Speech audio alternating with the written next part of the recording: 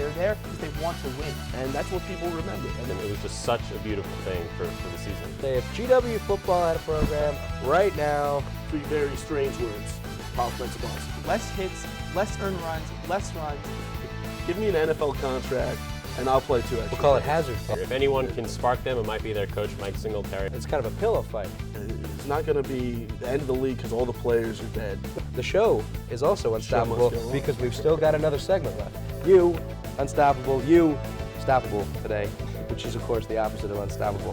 Who's ready to play?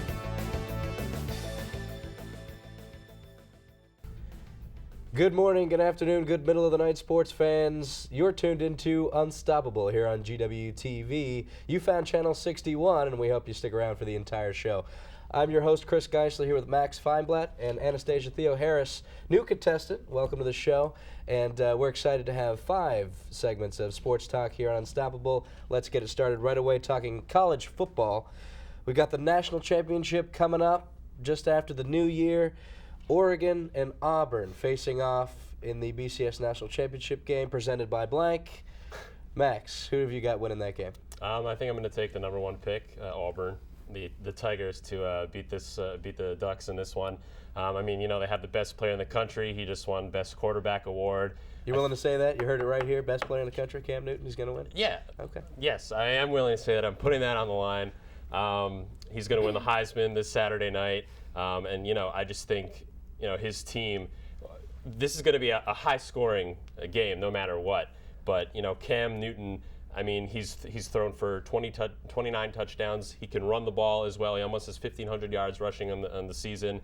You know, his legs are extremely powerful. He can get the ball down the field. I mean, they score a lot of points. No, their defense isn't great, but really you have the same thing with Oregon on the other side. You know, they don't have a huge-name quarterback. They have a great running back who just won that title, Michael James. Yeah. But, you know, I think if you look at important positions, the quarterback is more important than the running back, and I feel like overall, you know, Auburn has more than enough to beat Oregon. I completely agree with you. I think Auburn is going to win in a really close game. It's definitely going to be an offensive shootout. Oregon's high-powered offense and team speed will put points on the board, but I don't think they'll be able to stop Cam Newton and the Auburn Tigers.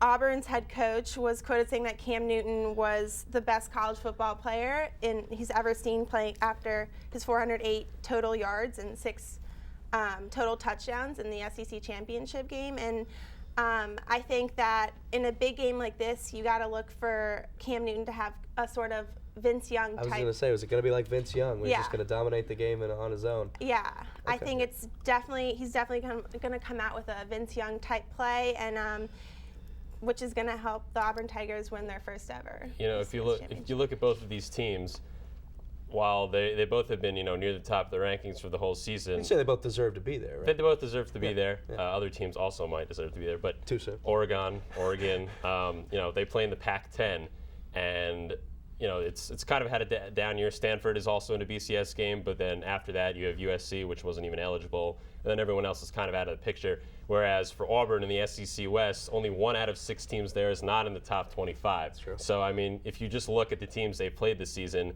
yeah, they've given up points, but, you know, they've scored a lot of points. They've won every game, you know, tough games against tough SEC teams. So, you know, I think they're I think they're ready to play. I think that game against Alabama really defined a lot for that Auburn team, down so much and coming back. You mentioned a couple of teams that might deserve to be in the national championship but not getting that shot. The BCS Bowl lineup, taking a look at that. Which BCS Bowl do we think is going to be the most exciting to watch? I mean, I think Auburn and Oregon. It's the easy pick. Looking at the number 1 and number 2. What do you think? I mean that'll probably be exciting. I think Wisconsin and TCU might be an interesting matchup. That's what I'm matchup. looking forward to. Yeah, I mean, I actually got to see Wisconsin this season when I went out to Michigan, and I mean, Michigan's defense is bad, but they ran the football all over Wolverines. Was Wolverines, back at Wisconsin, and they didn't even have Clay wasn't even starting in that game, you know, and I think Tolzien's an okay passer, and for TCU, you know, I haven't really seen much of them this year. I mean, they've outscore their opponents by so much that hasn't even been a question. Right. So I think it's going to be really interesting to see The what they likes bring of to New the table. Mexico. The likes And of New they Mexico. might be able to. It wouldn't be quite a Boise State Oklahoma upset, but and it wouldn't be an upset because TCU is ranked higher. But in the minds of people, they're not they're not a BCS team. So I think it'll be pretty interesting to watch that one. Aside from the national championship, you have anything you're really interested in watching? I mean, I agree with you. I think the TCU-Wisconsin game is definitely, it's going to be, I think Wisconsin came out strong this season, and TCU is sort of an undercover team. Yeah, I mean, and it's the Rose Bowl too. I mean, that's something that even gives it even more attention, more glitz, more glamour. No Pac-10 team in the Rose Bowl this year. Of course, they're the national championship. The let's see, that's a tough first one to award. A lot of pillow fighting once again going on. I'd say I'd have to go with Max though. I think you brought up the excellent points with Auburn really coming out strong and playing an all-around game. And I think it's perfectly reasonable to go out of the line and say Cam Newton is the best player in college football. I just think that's a fact. While I agree, the first segment's going to go to Max. Let's see, talking GW basketball. It's been an up and down start to the season. There's been a couple high moments, a couple low moments for the Colonials. What do you think has been the biggest positive surprise, Anastasia? Well, I think Tony Taylor has been, he came out pretty strong in the beginning against Boston with 18 points and then 23 points against Marist. But he really hasn't shown much since. I think Dwayne Smith also he's showed a glimpse of what the team should have, and that is putting points, getting to the basket, and he had 18 points against Towson, and I think they kind of need to keep that up. So that's the surprise we're seeing is guys like Dwayne Smith starting to contribute, kind of thing. Yeah. I mean, I think we were all a little surprised by his 18 points the other night. Yeah, I mean, I think it goes without saying that Tony Taylor is the rock of this team, and he needs to lead them. But in terms of surprise, I think Dwayne Smith is a good argument, averaging 7 and 5 without even starting. I think he brings a certain intensity, and GW needs to get down to the paint. I think you can go with David Pelham. He had a double-double against Navy the other day when they weren't really playing well, and he's trying. It looks like he's trying out there, and wouldn't want him to try. Yeah, earn his scholarship. But I think he's somewhat versatile. I mean, he can go down low if he tries, but we know he can shoot it from outside.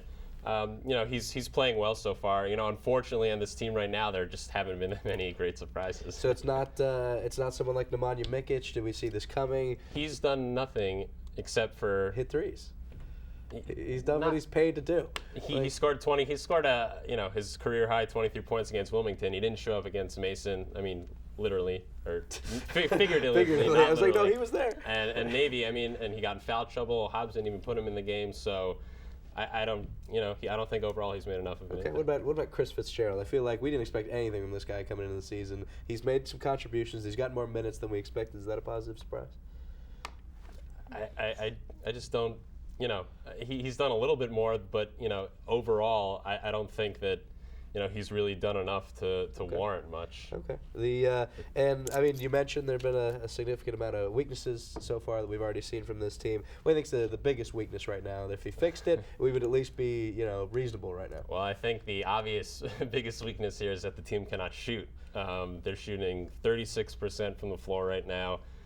Before the Navy game, I don't know what the stat is now. Shooting like Towson. They were 338th out of 347 teams in Division I in terms of field goal shooting percentage. They started the George Mason game 1 for 15 from the floor. We saw the other night against Towson how they were able to shoot the ball well, and they won, albeit by 7. But they have not been able to shoot this season at all. What do you think is the biggest weakness? I think the biggest thing we need to fix is Lasan Chroma's foot. Do you believe in miracles? Well, I mean, last year he was ranked second on the team with 11.8 points per game, and he did most of his damage beyond the arc. And I think he's a shooter. I mean, that's exactly what I mean. He had 48 three-pointers last year, and I think that that's what we need now. We need players to attack the basket. We need players to shoot beyond the arc, and that's the only way we're gonna put point. I'd say that's true. Now, do you think that there's been anyone on this team who is healthy, who can contribute in that way, that's just not being used correctly, or anything like that? Well, I just think as a team, they need to come together. If Tony Taylor and Dwayne Smith can step up and really continue, be like show what they got in show how they played like in the Towson game, they can really put some W's. I mean, like you mentioned Mikic and Fitzgerald, unfortunately they need to grow up quickly. They need to get out there and just start making threes, which they have done at times, but not enough for the team. I think one of the other weaknesses you have to look at is the opponent's three-point percentage that we've given up, which is another thing that I think of significant concern because Mikic hasn't shown that he can play defense yet. I would say that the biggest weakness is probably just the ability to shoot the ball. You mentioned, one of the worst teams in the country in shooting percentage. I mean, that's a staggering statistic, considering how bad some of those other teams are. I mean, even when we played Marist, that was a slam dunk for us, almost literally. And it's like, but to think that we're still shooting worse than a lot of teams like that is really, really concerning. Biggest positive surprise, you guys both said Dwayne Smith. The 18 points, whether or not we'll see that from him consistently, I don't think that's going to happen. But if we see, 10, 12, I think David Pelham's a good thing to bring up too. I thought he really underperformed last season, and he's come on this season, made some good contributions.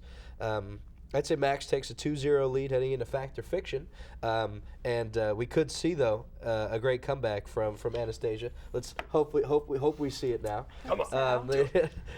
Fact or Fiction. It's NFL this week in Fact or Fiction. Fact or Fiction. Michael Vick is the NFL MVP. Fact. He is leading the Pro Bowl votes by nearly 700,000 votes over second place Peyton Manning. Even though Vick hurts credibility in those, doesn't it? Sorry. Even though Vick has only played in 9 of his team's 12 games, he is second in passer rating, just behind Tom Brady, who has 109.5, and he has completed 63.8% of his passes and thrown for 15 touchdowns and only 2 picks. So he also rushed for 467 yards and 6 touchdowns. So if the season ended today, he would for sure be the NFL's MVP. That's a dangerous call for there. Sure, you heard it here on Unstoppable, folks. Excuse me. It's fact. Undeniable. I have no problem with the fact that he's missed a couple games to injury. I think he should still be up for the MVP. Well, and he wasn't the starter at the beginning of the season too. That too, and obviously his running ability unparalleled to any other player in the league. But if you look at statistics and how their teams are performing, Tom Brady has to be the MVP. So I'm going with Fiction.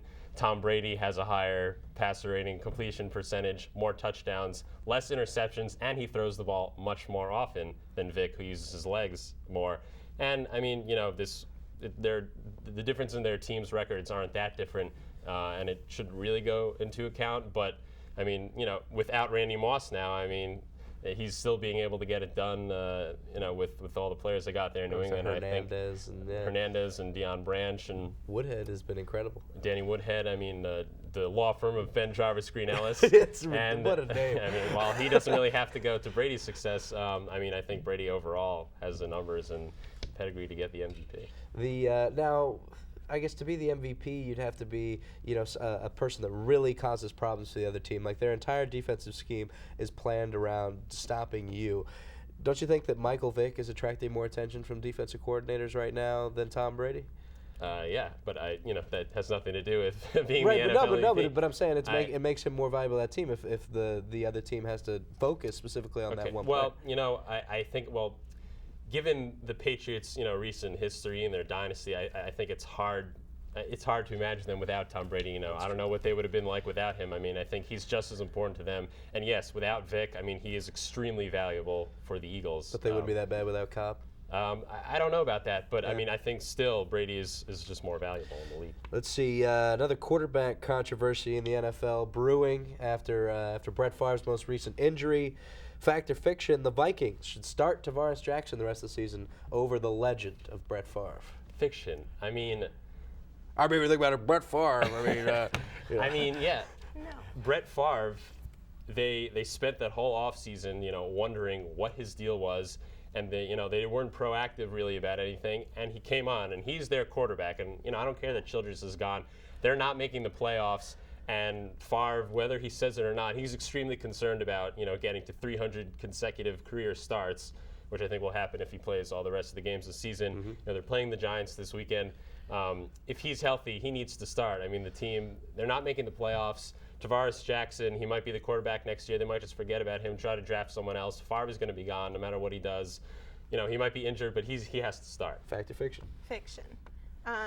Favre's the legend. Like, he has started 297 consecutive games, and he's played in 11 Pro Bowls and nearly brought the Minnesota Vikings to the Super Bowl last season. I think this season's not the same Favre, though. Well, it's going to ultimately come down to really the last seconds of while he's warming up. They're going to see, you know, how he's suffered through worse injuries than this sprained SEC joint, and I think. Yeah. I mean, isn't it better for the franchise for, you know, them to just think about the future if they're not going to make the playoffs? I don't even know, you know, is Tarvaris Jackson the future? Yeah. I mean, well, I guess that would be a different debate. No, I see your point. I agree with Anastasia that I think Michael Vick at this point deserves a lot of credit for what he's doing, and I think he could. I'd say that, you know, definitely the inside track to be a surprise pick for NFL MVP. Tom Brady is always going to be up there. He's the best quarterback in the NFL according to many people, and he's had a fantastic season so far. But I just think it's impossible to overlook what Michael Vick has accomplished. You know, when you look at he's thrown almost half the touchdowns, but also half the interceptions. He's only thrown two interceptions. He's generally played really well, and I think you have to you know, give him a lot of credit for that and the limited opportunities he had in the beginning of the season. And he's really come on to be a team that everyone, when they think of the Eagles, now they're thinking of Michael Vick. So I'm going to give Anastasia the third segment. That'll take us to 2-1 here on Unstoppable. Moving on to Major League Baseball. It's the offseason, winter meetings. And there's been a few good offseason moves so far. Who's made the best offseason move in baseball? I would say the best move would be from the St. Louis Cardinals resigning Not the Matt Washington Holliday. Nationals spending millions and millions on Jason Witten. No, we're used to spending millions of dollars on worthless players. Worthless. There you go. You see what Nice you did there? pun. Yeah, so I thought the St. Louis Cardinals resigning Matt Holliday to a 7-year, $120 million contract was definitely a solid move. Holliday posted a .353 batting average with 13 home runs and 55 RBIs. And he gets a little overshadowed by Albert Pujols, but look for Holliday to put up the MVP-like numbers. This could happen. I mean, Back to his days with the Rockies. you know, it pains me to say it, but the Boston Red Sox have made the best move so far. And I can't believe Carl Crawford is on the team. Is Carl Crawford worth that much money? You know what? No way. It doesn't. He's not Mark Teixeira 2 years ago. They just got Carl Crawford and Adrian Gonzalez. yeah. It's scary for the Yankees right now, who are, you know, for all we know, since this show started, they signed Cliff Lee. I don't know. Check ESPN. But Stay on Channel 61. after the show. But I mean, it's dangerous right now for the AL East. I mean, the Rays are now somewhat decimated. Yeah. It's unfortunate for them, but me being Yankee They look like fan, the Pittsburgh Pirates right now. I'm upset about the Red Sox. I mean, they're going to be really good this season. I mean, I know they had injuries last year. Understatement of the century. And you know, they were still a pretty good team. You know, they weren't totally in the running for the playoffs, but I mean, adding those two guys, I mean, they're going to be a huge force to be reckoned with in the AL Carl, East. they paid him so much money. I mean, like, what was it, $140 million for? What about the Nats paying him worth that much money? I don't want to talk about it. Cliff Lee, you already brought it up. I guess there's two. Looks like it's become a two-horse race in terms of teams he'll play for next season: Texas and New York. Where do you think he's going to end up? The Yankees. It's just because he wants the money? Is that what it comes down to? No, I think he just wants to win a World Series, and I think he's going to And not lose in the World Series, like the last two seasons. I think he'll be most successful in attaining his goal with the Yankees because I don't know. He was on a team last year that demolished the New York Yankees in the playoffs.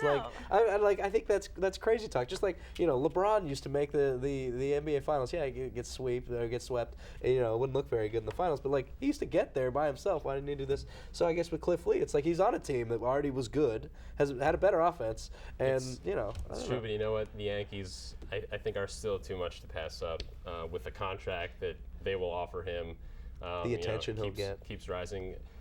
Even though he was complaining during the ALCS about how the fans were treating his wife. I was going to say that. I thought that was going to be a concern. When you see that money, when you think about the chance to become a Yankee, I think it's just going to be too much to pass up. And at this point, Texas, even still might have a better offense than the Yankees do.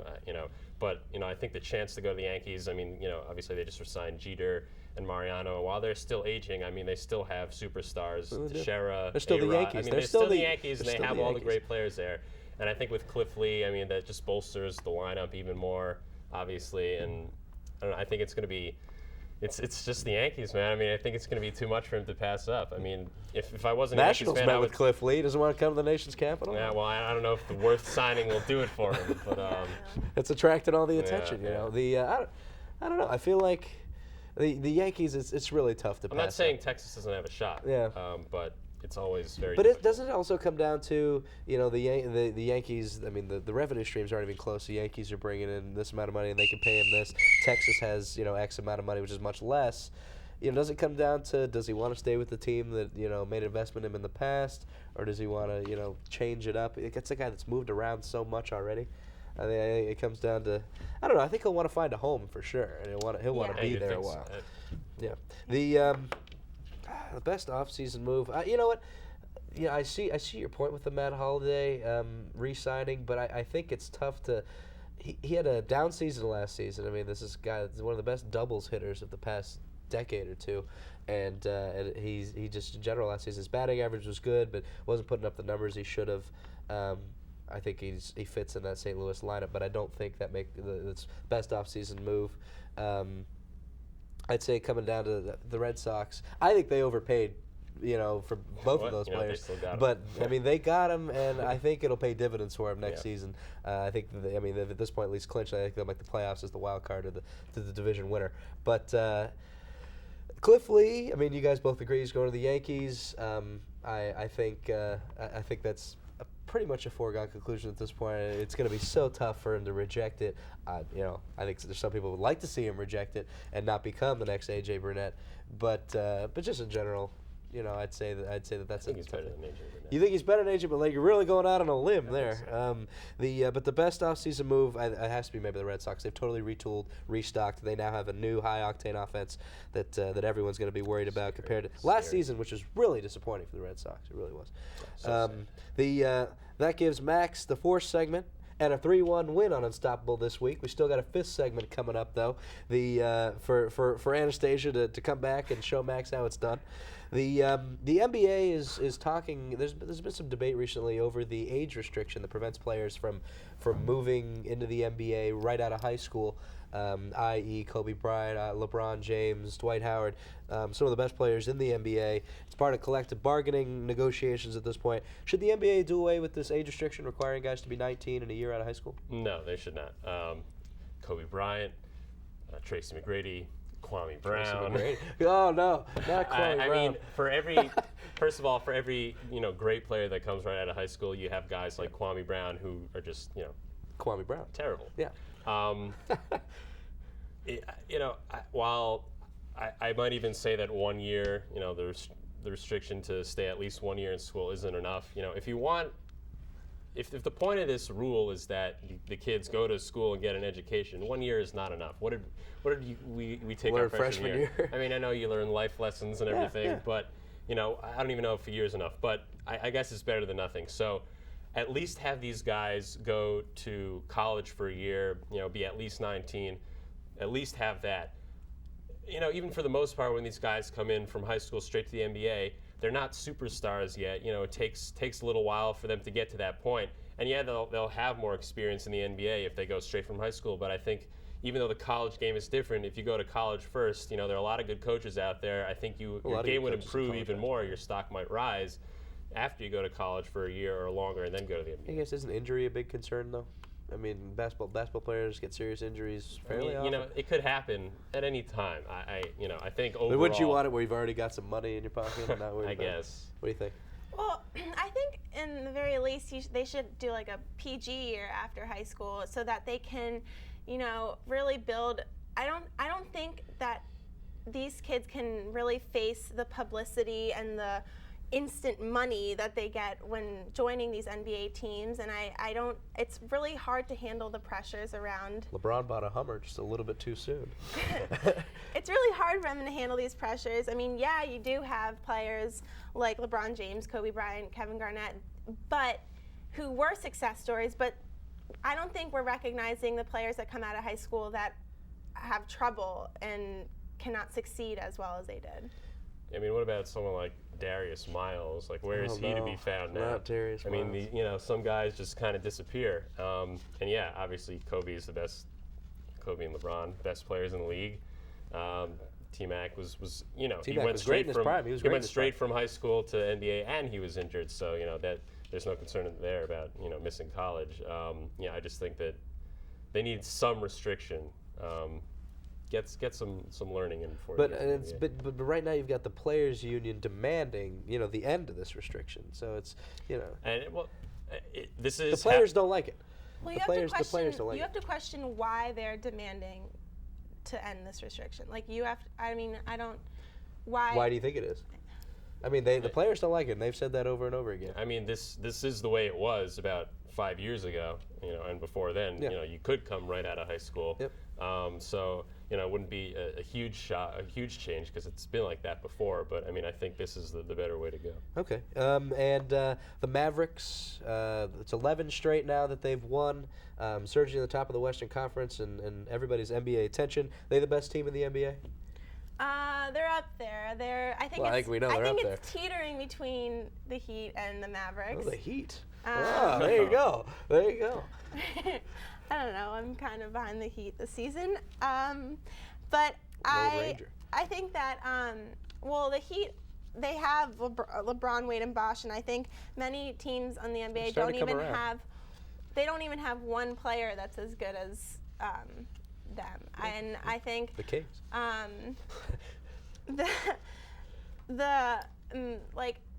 don't know. I think